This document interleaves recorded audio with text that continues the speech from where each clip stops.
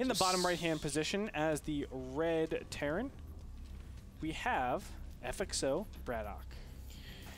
And in top left, we have Zenio from Team Liquid. His name is Jungmin Choi, which I know because, again, I feel like it was so similar to Jungmin Cho, which is MC's real name. You know something I learned interesting, Andre, the other day? Zenio's APM is one of the highest out of any Koreans. And when I say APM, I mean true APM.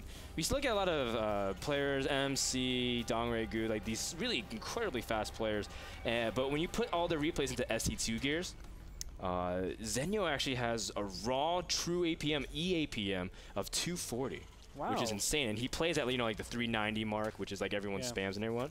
But Zenio plays really fast and efficient, as you know, and you play really efficient too. Your replays are in SC2 gears as well. It was when Violet played against you. Oh. And so Zenio plays an incredibly fast pace, and I think people would be really impressed to watch him. So if you ever see Zenio stream, definitely check it out because he's a Zerg player everyone should be paying attention to.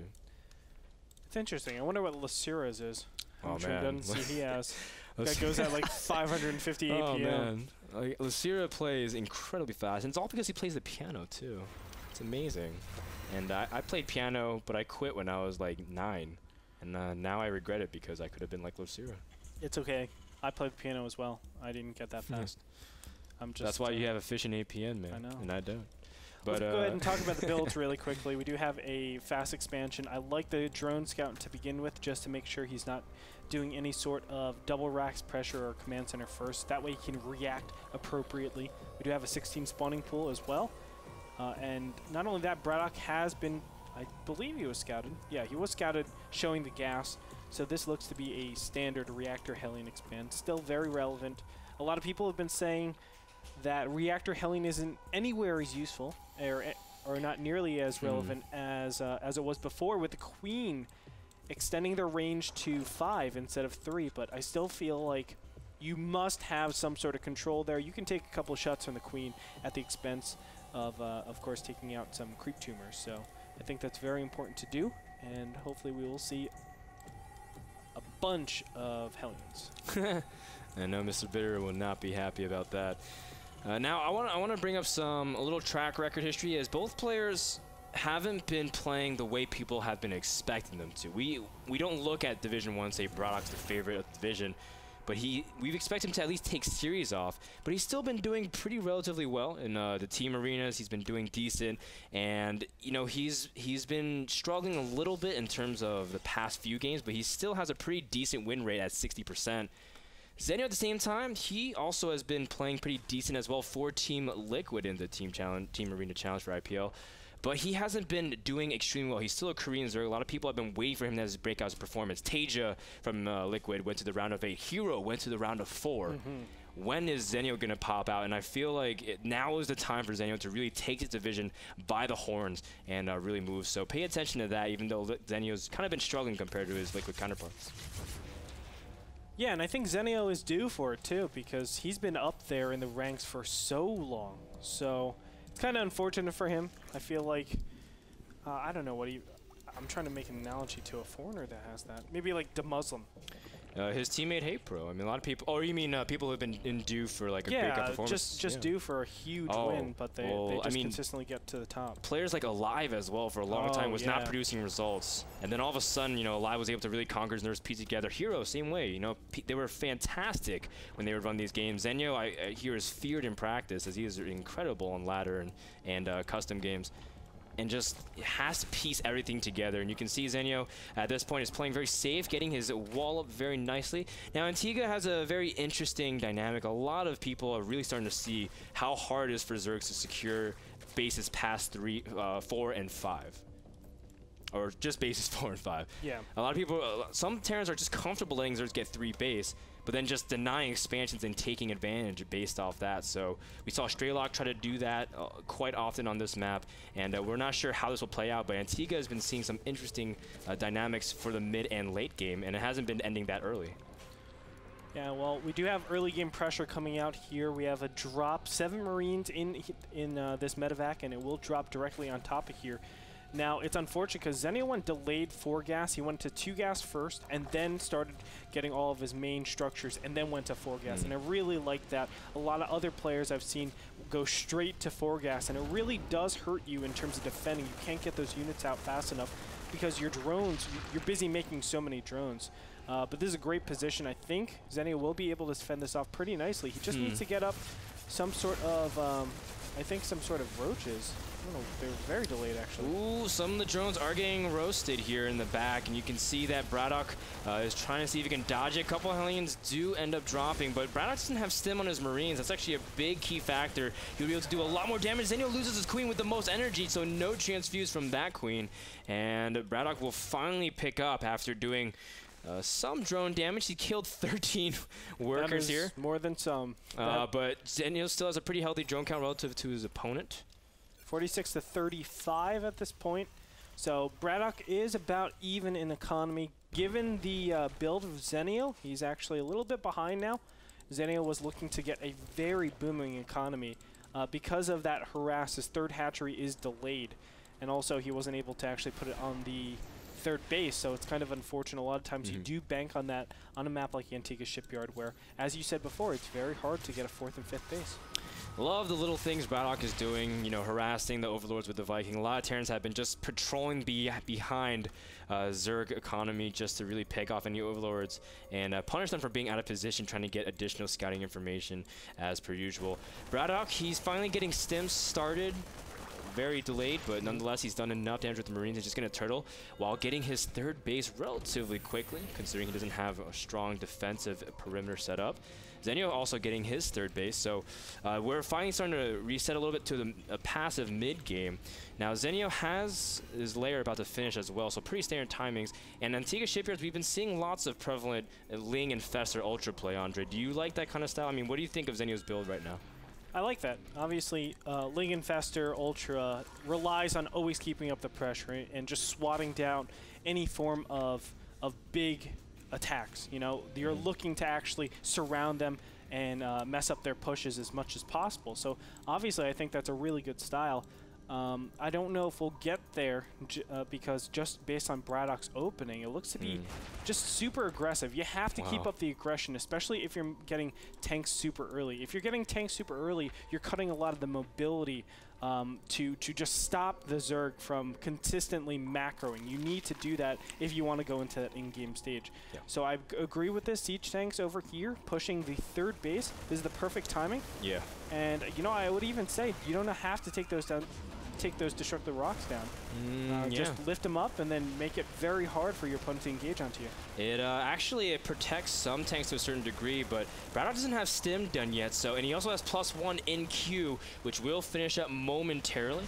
And with that, Bratok has to be very cautious, does not want to lose his tanks. If he loses his tanks, especially with Marines without stim, loses all integrity to his push. Zenio already preparing the way with lots of Zerglings. He has some Banelings, but his speed is about to finish, so from very good timings. Bratok also dropping the main as well, going to target the spawning pool, an excellent choice. Yeah, and you can see what he's trying to do, just force his opponent not to drone from here. And this is exactly what we're talking about. Wow. If he was to just defend from here, that would be a terrible situation. Because think, then his opponent just drones up. But now, look at how much he's been able to catch up with his opponent, even though he's on 4 different hatcheries. 65 drones to 52 with 3 orbital command centers. That's an extra 13.5 SCVs or harvesters. That puts him ahead of his opponent. A very nice job done there. I agree with that push strategically. It's very sound. Yeah, and it's also good on both halves because Zenio also didn't he didn't overreact terribly. You can see he still has a pretty healthy drone count in the mid-60s, and in the end he's showing restraint and not sending his units immediately to the army, getting impatient. But Zenio still has a lot of units controlling the center, and he doesn't have some really key upgrades. Like, of course, his +2/+2 would give him a really strong timing in terms of dealing with the Marines. But Bratok looks pretty hard to move, at least from the outside of his naturals. Zenio might start working on destructible debris, giving him another entry point to harass. That would be a little troublesome. Bratok normally should be keeping tabs on this particular destructive debris, but we do see a drop over here in the top right-hand position. Looks to be denying that push. Or you can see he's denying that expansion, but it's not going to happen as the push comes over. But I like where Bratok is, actually. If we look at the upgrades, his 2-1 is finished as soon as the 2-2 finishes. So a lot of the relevance of that Ultralist play won't be good, won't be there. So what does Bratok go into, or excuse me, what does Zenio go into to trade efficiently? A lot of times when you go to Hive Tech, you need to free up a lot of room. You can see Zenio is already at 160 supply, and normally when you go Zergling, Roach, Baneling, there's a ton of supply just stockpiled there. Normally you want a huge 2-2 timing, but as the timings work out, the 2-1 is going to finish perfectly. That will give Bratok efficiency. He might have a lot of, I guess, momentum after the battle actually goes down. Yeah, and Zenio, he does end up dealing with the drop here by his 4th base, but the big thing is Zenio's vision has really been clamped this entire game. Bradok's been doing a great job controlling the space, and Bradok's moving towards the center of the map, and Zenio, he's not paying attention to it, has to really call back his units, not overcommit. Every infestor he loses at this point is invaluable, especially towards engaging, especially if you have your fungal energy. And at this point, Zenio has to really back off here until we can get more reinforcements. I like what Zenio is doing, though. He's just trying to make it tough for his opponent to actually take position. And we do have a Zergling run-by over here, excuse me. These Zerglings are able to obviously bring back all of those units, but what Zenio really wanted is for this center push to recede backwards. He doesn't want him to take so much position over here, which it does to an extent, but Zenio doesn't have the units to punish only siege tanks for being in the middle. So it's unfortunate, and Bratok will continue this push. There's a great timing that he needs to hit before Ultras actually come up, because it looks like Zenio is doing a style where he's just relying on not maxing. So this is the other style of Zerg versus Terran where you just don't max. You don't try to put in that supply so that there's not this trade that you're forced to do. This is considered, I would say, the riskier way, just because timings are a lot stronger, but we'll see if Zenio can actually do anything about it. It's tough because Zenio is forced to defend this 4th base with his infestors, making it hard for him to really directly engage on the army. He's going to have to wait for the Ultras to come out with the Zerglings, and that's exactly what he's doing, biding time. He does have Inspire prepared as well for any kind of potential tech switches in the future, but for now, he needs that Adrenal Glands, Chitinous Plating, and +3/+3, and when that all comes slamming down, Bratok will have a hard time dealing with it. Fungal is also at the 4th to truly fight for time, but does Zenio have enough time? That is the game that we're waiting for in terms of whether or not Zenio's going to be able to hold off this push. Yeah, this is going to be very difficult. Fungal growths are going to continue on these Marines. I don't know if it's going to be enough, though, because a lot of the Infestor energy is being used up over here. He doesn't have any conjunction with his Infestors and his Ultras. That could be proved to be very troublesome when he goes to break this front push. Siege tanks are very well placed, and the 4th base looks to be taken out, but I like what Zenio's done. He has a little bit of insurance. Bottom left and top right has their own expansion, so he's very efficient in that manner.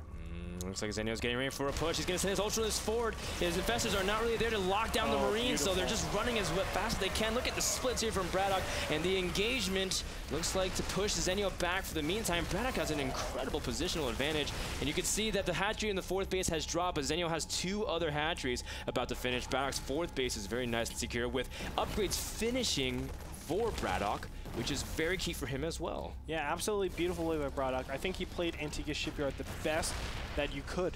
And Zenio, he looks almost silly in this position, but it's like Zenio had a lot of tough options, or excuse me, a lot of tough decisions to make in this game. And it's really unfortunate, but Bratok has been able to almost just counter his opponent completely with this beautiful timing, coming out 180 supply against his opponent who doesn't really have the capacity to defend that, since he was waiting for that Hive Tech and splurging altogether. Zenio sending in his Ultralist and his Zerglings. Does he have enough to hold us off? Bratok splitting as best he can. Bratok is in great position. His Medipacks also really keeping those Marines alive way longer than they should, but +3/+3 has finished for the Ultralist, and they are pretty resilient. Bratok not really microing his Marines back, trying to do a lot. He's also pressuring another base in the top right corner, and Zenio finally manages to break tanks.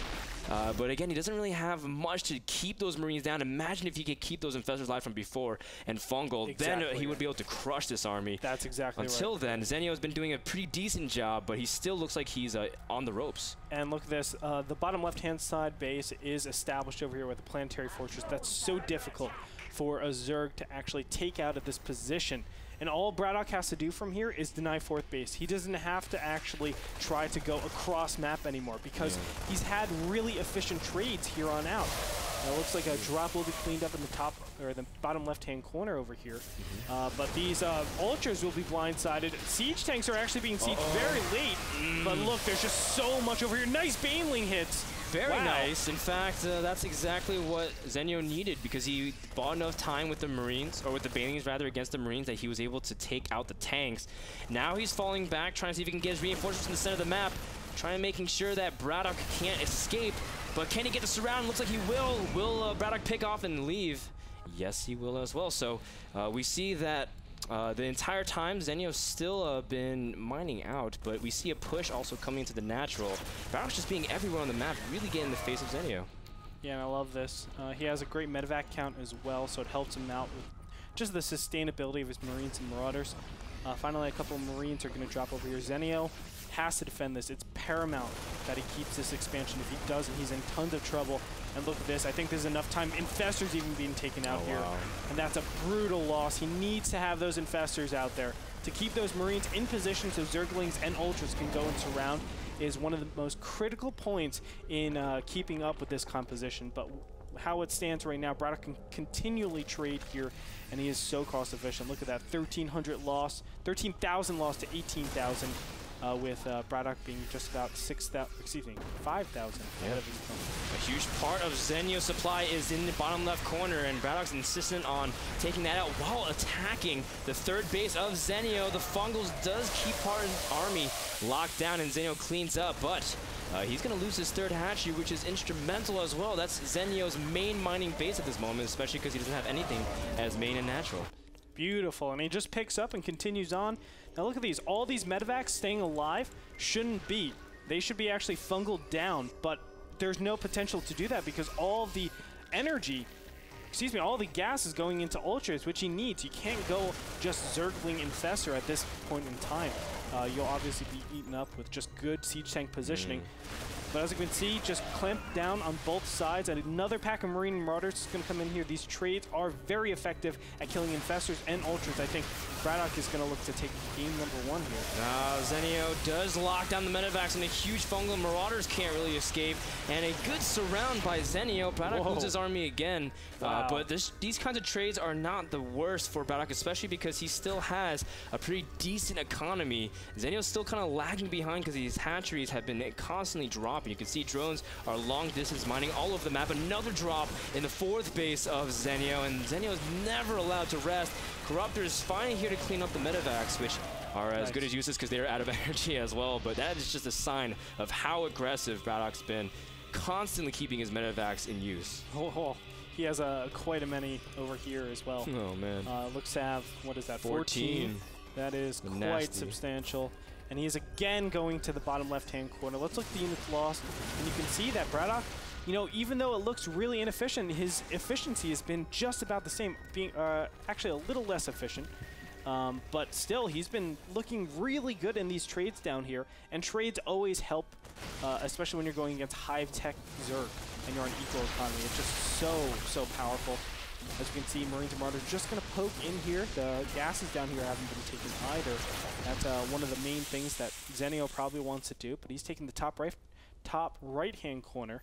That will help him out a little bit, but everything's looking good for Bratok. I mean, Zenio is rallying everything he possibly can, and Zenio doesn't have the gas flexibility nor the time to prepare a tech switch to really take out this army. You can see the tanks have a pretty good positioning. Bratok's going to split up his army now. The reinforcements are being picked off by Zenio, but he doesn't have enough to directly confront. Bratok switched over to mainly Marauders, knowing to deal with Infestors, Banelings, and Ultras. Marauders are fantastic at dealing with all of those, and so Zenio, he has his hatcheries completely denied. Going to go for one last attempt. You can see the Zerglings get us around. Marauders are getting picked off, and Zenio is somewhat stabilizing again, but Bratok has still 5 bases up, and he's dropping the main yet again. Very nicely played by Bratok.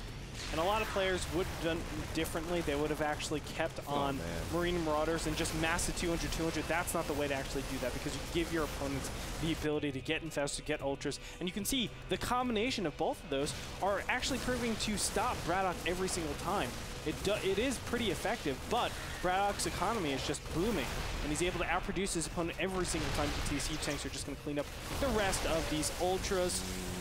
But absolutely fantastic play by Bratok. I have to say, he always shows great games on Antiga Shipyard, as he does yet again in week number 7. The Ultralist Cavernous Snipe, so is the Spawning Pool and the Spire and the Hive. No tech left for Zenio. GG.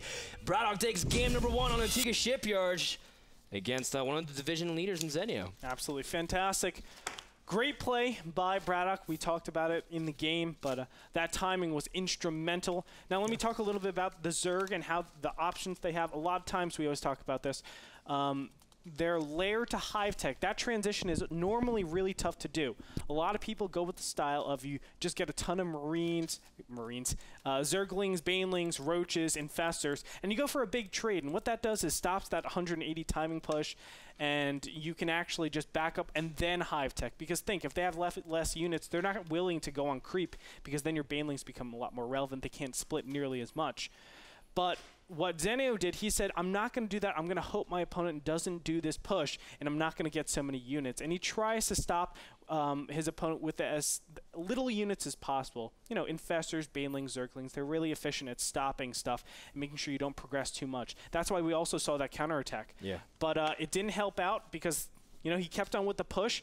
I love the fact that he just went up with siege tanks once he's identified what his opponent was doing.